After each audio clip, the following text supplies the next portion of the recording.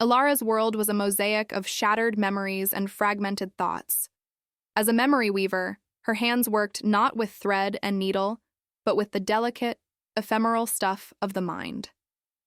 Her latest patient was a merchant's wife, a woman whose joyous memory of her wedding day had been tainted by a sudden, jarring betrayal.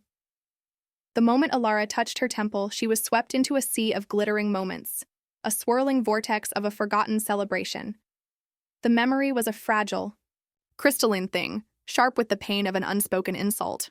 Elara's task was to find the jagged edges of the emotional wound and smooth them, reweaving the strands of joy back into a coherent whole.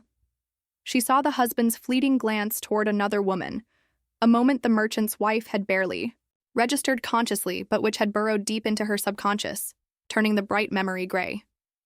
Elara did not erase the moment. That was a dark, forbidden form of her craft. Instead, she introduced a new perspective, a sense of compassion for a simple, careless human flaw, not a malicious one. The wound didn't vanish, but it was no longer sharp enough to cut. The memory shimmered, regaining its warmth and color. When Elara withdrew, the woman blinked, a slow dawning of peace in her eyes. It feels different, she whispered. Lighter. The past is a heavy thing only if you let it be, Elara replied, the words a familiar refrain. Sometimes a new perspective is all it needs. She accepted her payment, a small sack of silver coins, and left the woman's home, stepping back into the bustling streets of Aldor. It was a good living, a solitary one. Her work was deeply intimate, yet she rarely formed a bond with her clients. It was the nature of her craft. You saw the deepest parts of a person, then moved on, a ghost in their private history. Her solitude was broken by a sudden, urgent summons. A messenger, dressed in the royal crimson of the king's guard, intercepted her just as she was about to enter her small cottage. The king requests your presence, Miss Elara. It is a matter of the highest discretion. A knot of anxiety tightened in her stomach. Royal summons were never for the mundane. As she was led through the twisting streets and into the heart of the city, toward the formidable stone walls of the royal keep, her mind raced. Was it a member of the royal family? A diplomat? The guard was silent, his face a mask of stone. The air grew heavy with anticipation. She was ushered into a private antechamber, not the throne room. Waiting for her was not the king, but his most trusted advisor, a man named Valerius. His face was etched with the lines of stress and an unyielding secret. He was old, his hair a shock of white, but his eyes were sharp and knowing. Elara, he began, his voice a low rumble. The kingdom requires your most powerful skill. This is a matter of national security, and your work will be known to no one but us. Elara's heart pounded. I understand, sir. How may I be of service? Do you remember the Battle of the Whispering Peaks? He asked, his gaze piercing. Elara's breath hitched. Of course she remembered. Everyone did. It was the battle that had saved the kingdom 10 years ago. A horde of glimmer creatures, beings of pure light and malice, had poured from a tear in a reality, threatening to engulf the land. The hero who had single-handedly sealed the tear was a warrior named Kaelen. Kaelen, she breathed. Is he? He is alive, Valerius said, his voice dropping to a near whisper. But he is broken. His mind is shattered. He saved us all, but in doing so, he paid a price beyond what anyone can imagine. The healers have tried everything, but his mind is beyond their comprehension. He is now a prisoner in his own home, a ghost. The king believes only you, a memory weaver, can restore him. We need our hero back, Elara. The weight of the request settled upon her shoulders, heavier than any she had ever borne. This wasn't a tainted memory of a wedding. This was the mind of a hero who had looked into the abyss and fought something that had no name. A chill ran down her spine. The true measure of a weaver's skill wasn't in healing, but in navigating the deepest, most dangerous parts of a mind. And Kaelen's mind, she suspected, was a treacherous, forbidden landscape. The hero's keep was a somber, silent place, perched atop a windswept hill. It was a fortress of solitude, its once grand banners now tattered flags that flapped listlessly in the cold wind. Inside, the halls were dimly lit, the air thick with the smell of dust and disuse. Valerius led her to a chamber in the highest tower, where a single figure sat staring out of a narrow window. It was Kaelen, but barely. The man she saw was a ruin of the legend she had grown up hearing about. The formidable, charismatic warrior of the tapestries was gone, replaced by a gaunt, hollow-eyed man with a vacant stare. His once sharp features were slack, his hands trembled slightly, and his skin was a waxy gray. He did not turn as they entered, his gaze fixed on the distant horizon. "He has not spoken in 3 years," Valerius said, his voice thick with a mix of grief and exasperation. "He eats when he is fed, and sleeps when his body gives out. He is a shell. His mind is a fortress of pain, and no one can reach him." Elara approached the hero cautiously. The aura of his mind was like a storm, a chaotic maelstrom of conflicting emotions, fear, courage, sorrow, and something else, something she couldn't name. It felt wrong. It was not a mind that had simply been broken. It had been twisted. She knelt beside him, her hands hovering near his temples. "Kaelen," she said, her voice soft. No response. She looked at Valerius. "He will not consent. This will not work." "You are a weaver," Valerius said, his voice unyielding. "Consent is a luxury we do not have. His mind is a fortress. You must find a way in. You will touch him, and you will do your work." His words were a violation of everything she had ever been taught, a transgression against the very core of her craft. A memory weaver did not force their way into a mind. It was a dangerous act for both the weaver and the patient. But the kingdom's hopes and the king's command rested on her. With a heavy heart, she pressed her fingers against his temples. A jolt, like an electric shock, shot through her. It wasn't the warm, welcoming connection of a willing patient. It was a hostile, defensive surge. She was inside. The world within Kaelen's mind was not a mosaic of memories, but a fractured landscape of broken glass and jagged rock. It was a shattered mirror maze, each shard reflecting a different, distorted memory. The sky was a swirling vortex of colors, constantly shifting from brilliant sunlight to oppressive shadow. The ground was made of obsidian, sharp and unforgiving. As she stepped forward, the shards shifted, rearranging themselves into new, confusing patterns. She saw flashes of Kaelen's past. A young boy training with a wooden sword, a young man leading his first regiment into battle, a moment of quiet laughter with a friend. But each image was quickly swallowed by a wave of darkness, a creeping, oily blackness that seemed to seep in from the edges of her vision. It was a malevolent presence, a cold and foreign thing. The memories themselves were not just broken, they were corrupted. A memory of triumph was tinged with bitter guilt. A moment of love was laced with a deep, crushing sorrow. The joy was present, but it was suffocated by a heavier, more potent emotion. It was as if something was intentionally contaminating his past, not just breaking it. She saw a flash of the great battle, the one that had made him a hero. The glimmer creatures, beings of crystalline light, were beautiful and terrifying. Kaelen, a silhouette against their brilliant glow, held a glowing orb in his hand, a conduit of some immense, raw power. But even that heroic memory was tainted. She saw his face, not with triumph, but with abject terror. And in the background, a shadow that wasn't a glimmer creature, but something else entirely, a black, seething absence of light. Elara knew she couldn't fix the whole mind at once. It would be like trying to mend 1,000 shattered shards of glass with nothing but her bare hands. She had to start small. She found a less critical memory, one of Kaelen in a tavern, sharing a drink with his fellow soldiers. Even this simple moment was tainted with a creeping sense of dread. She set to work, smoothing the frayed edges, trying to restore the simple camaraderie. It was a small victory, a single shard of glass polished and returned to its former shine. But as soon as she was done, a wave of the blackness pulsed from the heart of the maze, threatening to overwhelm her. She retreated, her head pounding. The moment she left his mind, Kaelen's head slumped back against the chair, his vacant stare returning. Valerius was there, his face an unreadable mask. "Did you do it?" he asked. I started, Elara said, her voice shaking. His mind. It's not just broken, it's hostile. There's something else in there, something dark. Valerius's eyes narrowed.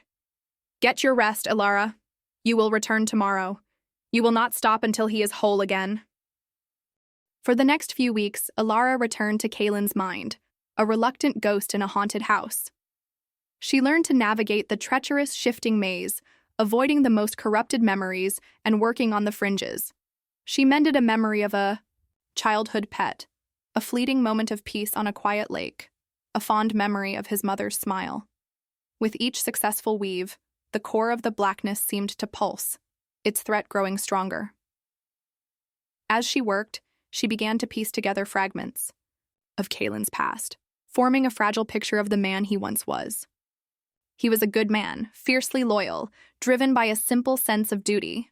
But his memories revealed a deeper, darker secret.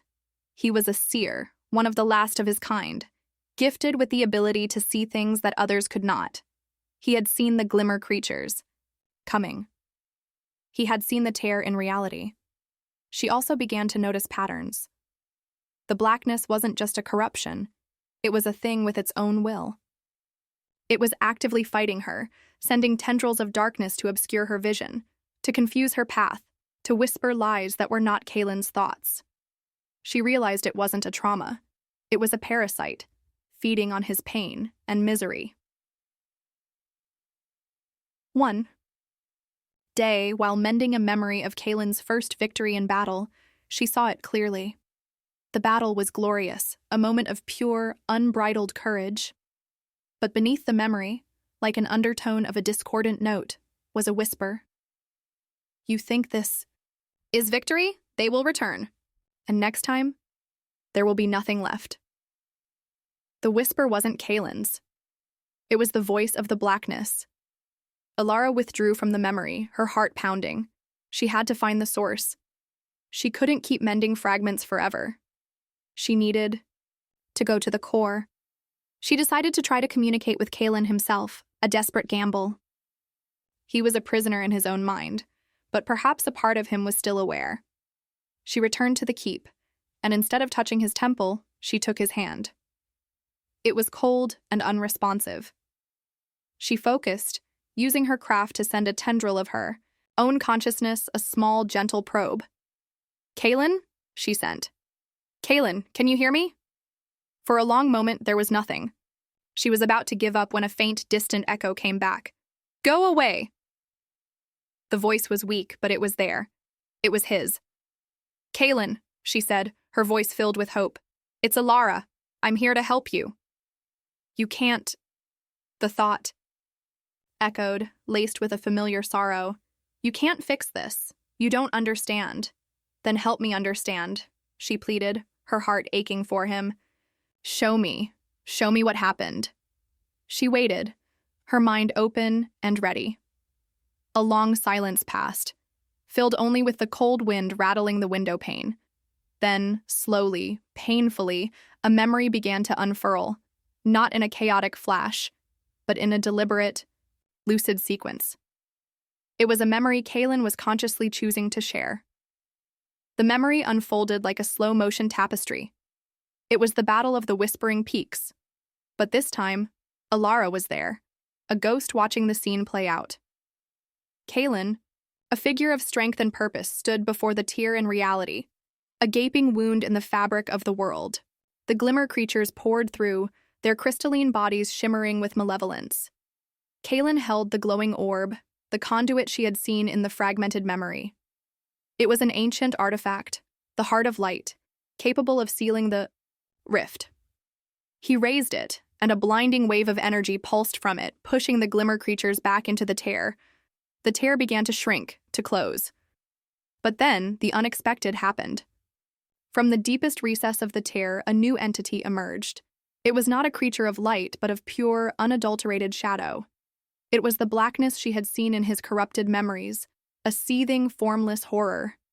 It was the whispering void, a sentient mind, a thought made manifest that consumed consciousness itself. The void did not fight with power or force. It fought with whispers, with lies, with the subtle, insidious corruption of thought. It reached for Kaelen's mind, and he felt it. Elara felt it too, a cold, crushing pressure, a sense of everything good and true being sucked away. The void's goal was not to destroy him, but to devour his mind, to make his consciousness part of its own. Kaelen knew he could not defeat it with a show of force. The heart of light could close the tear, but it could not stop the void, which was not a physical being but a spiritual one. In a moment of sheer desperation and suicidal resolve, he made a choice. He plunged the heart of light not into the tear, but into his own chest. The artifact was a power source, a magical conduit. By binding it to his own soul, he created a prison for the void. The void was a prisoner, but so was Kaelen. The price was his sanity. He had to keep the void trapped within his mind, constantly fighting against its insidious whispers. The trauma wasn't the pain of the battle. It was the unending war in his own head. Every broken memory, every shattered thought was a part of the prison he had built, a wall to contain the darkness. He had to keep them shattered, keep the lines of communication with the void broken. To heal the memories was to rebuild the prison walls. To mend them would be to give the void a clear, unfragmented path and the ability to break free. The memory faded, and Elara was back in the dim keep. Her hand still held his, but her heart was heavy with the weight of the truth. Kaelen's trauma was not an illness, it was an act of salvation. And she, in her ignorance, had been chipping away at the very thing that was keeping the world safe. The realization hit Elara with the force of a physical blow. The small mended memories, the tavern scene, the child's pet, the glimpse of his mother, were not acts of healing. They were acts of sabotage. She had inadvertently created small, stable pathways for the whispering void to exploit. It was why the blackness had pulsed with such malevolence every time she succeeded. She withdrew her hands from Kaelen's, a sense of crushing guilt washing over her. She looked at the man, his face still vacant, his mind a silent battlefield she had just made 1,000 times more vulnerable. She had to tell Valerius. She found the old advisor in his study, poring over ancient texts. His face was drawn and weary. "I have failed," she said, her voice hollow. Valerius looked up, his expression unreadable. "What do you mean, Elara? Did you not make progress?" "Progress? I have done the exact opposite. I have not been healing him. I have been undoing the very thing that keeps the world safe." Kaelen. He didn't just save the world. He imprisoned a part of the whispering void inside his own mind. His trauma is the prison. Every wound, every shattered memory is a part of the wall. When I healed him, I was building a clear road for the void to walk down. Valerius's face didn't change, but his eyes flashed with something akin to relief. "I know," he said, softly. Elara reeled back, stunned. "You know? You knew all along? You sent me in there to break the very thing he sacrificed his life for?"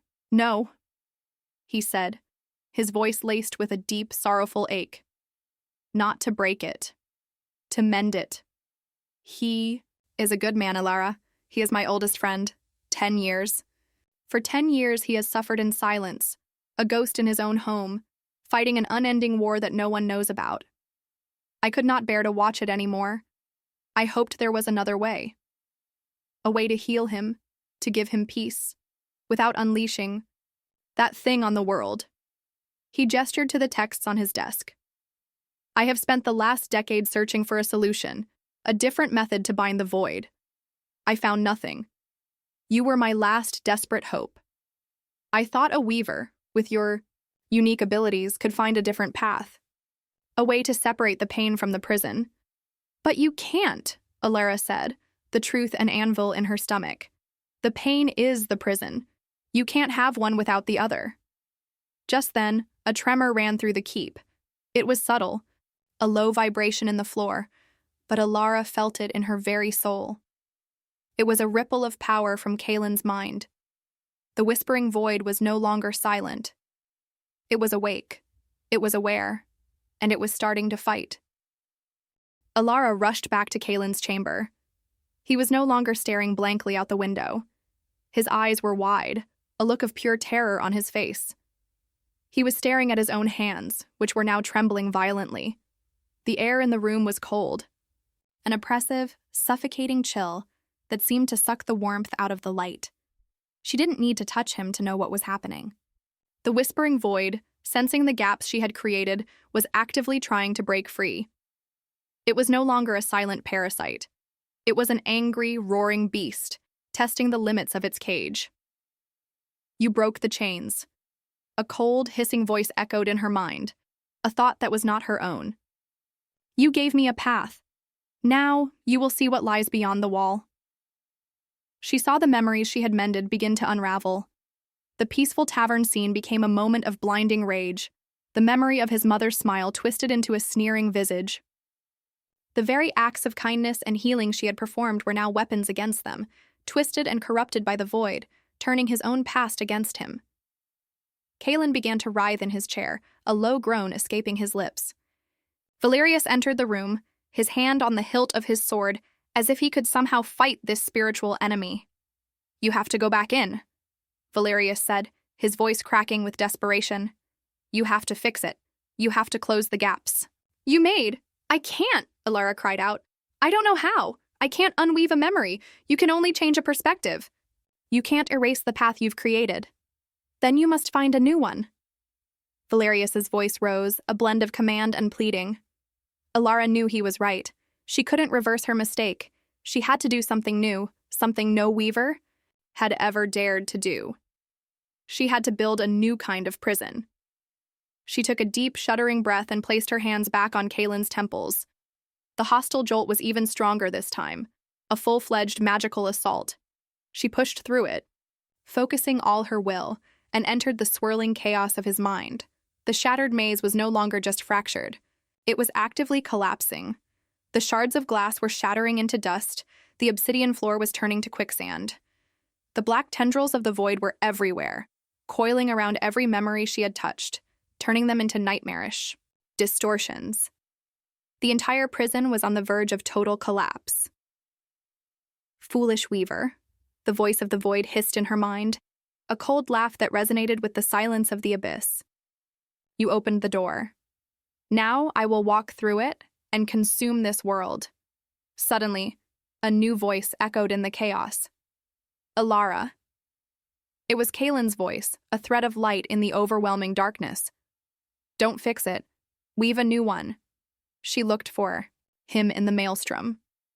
She found him, not as a physical form, but as a pure point of light, the essence of his soul, fighting against the coiling blackness. He was losing, fading. "How?" she sent back. "How do I do that?" "The pain, my pain."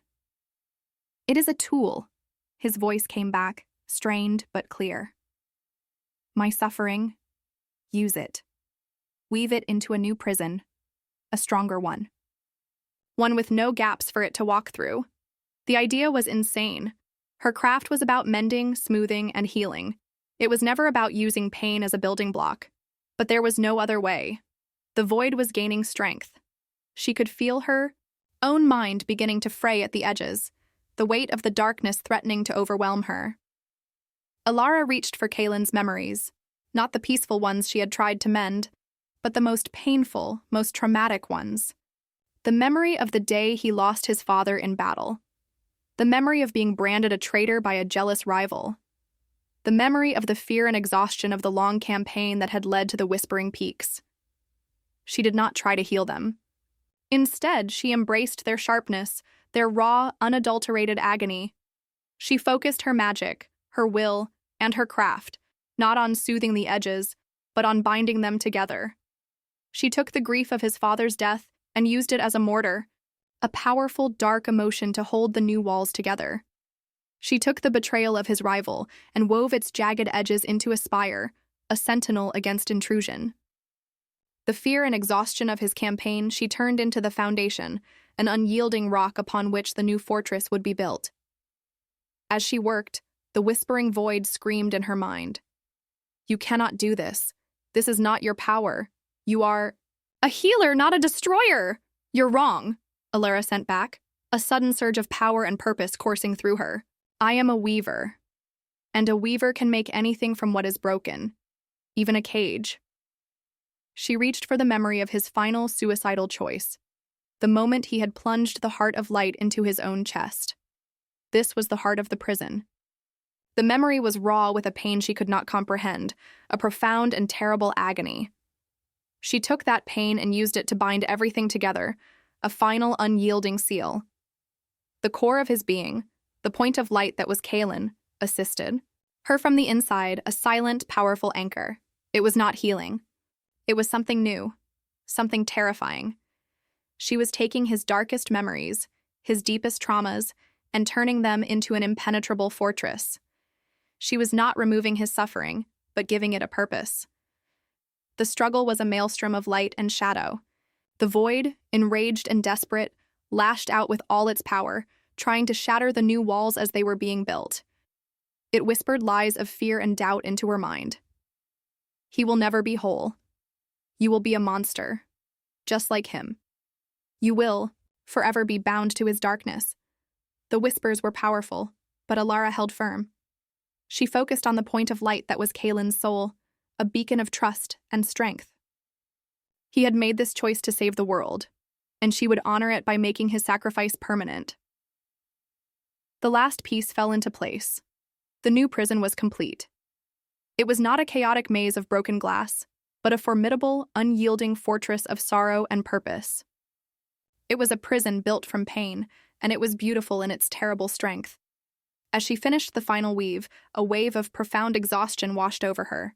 She felt a part of her own mind, her own magic, bind to the new prison, becoming a part of the seal. She was connected to him now, forever a silent guardian of the world's secret. Elara woke with a gasp, her hands still resting on Kaelen's temples. The oppressive chill was gone. The air in the room was clean and still. Kaelen was no longer trembling. His body was still. His face no longer vacant, but calm. His eyes were open, and for the first time, they were looking at her, a flicker of awareness and understanding in their depths. You did it, Valerius breathed, his face a mask of shock and relief. He is whole? Kaelen slowly, painfully, turned his head toward the old advisor. A single word, hoarse and unused, escaped his lips. Valerius fell to his knees, tears streaming down his face. He reached out and grasped Kaelen's hand, a powerful, emotional reunion between two old friends. Elara knew the truth. Kaelen was not whole. The pain was still there. The memories were still dark. But they were no longer a chaotic mess. They had been rewoven, given a new form and a new purpose. The fortress in his mind was strong. He would never be the charismatic hero he once was. He would always be burdened by the darkness within him. But he was no longer a ghost. He was present. Kaelen looked at her, and in his eyes she saw the shared memory of their struggle. A silent, profound understanding passed between them. He would never be able to tell anyone the truth. The world would believe that the memory weaver had failed to fully heal him, that his mind remained a mystery, that the hero had simply been driven mad by his great sacrifice. But he knew, and she knew, that she had done something far more important. Elara said nothing. She rose, her body aching with a deep weariness that went beyond her physical form. She had given a part of herself to the seal, to the prison. She was bound to the hero and his secret forever. Valerius escorted her from the keep, his face filled with a mixture of gratitude and guilt. He placed a heavy sack of gold in her hand, far more than she had ever earned for her work. "What will you tell the king?" she asked quietly. "That you did what you could," Valerius said, his voice heavy. "That he is not the man he was, but that he is present. That the rest is up to time and rest. No one will ever know the true nature of his sacrifice, and no one will ever know what you truly did." Elara looked back at the fortress on the hill. She saw the hero, no longer a legend, but a man, staring out a window, burdened with the weight of a secret only two people now shared.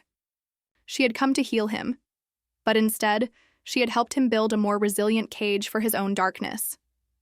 She walked away, her steps firm, a silent guardian of a world that was safe, and a hero who was at peace, but not yet free.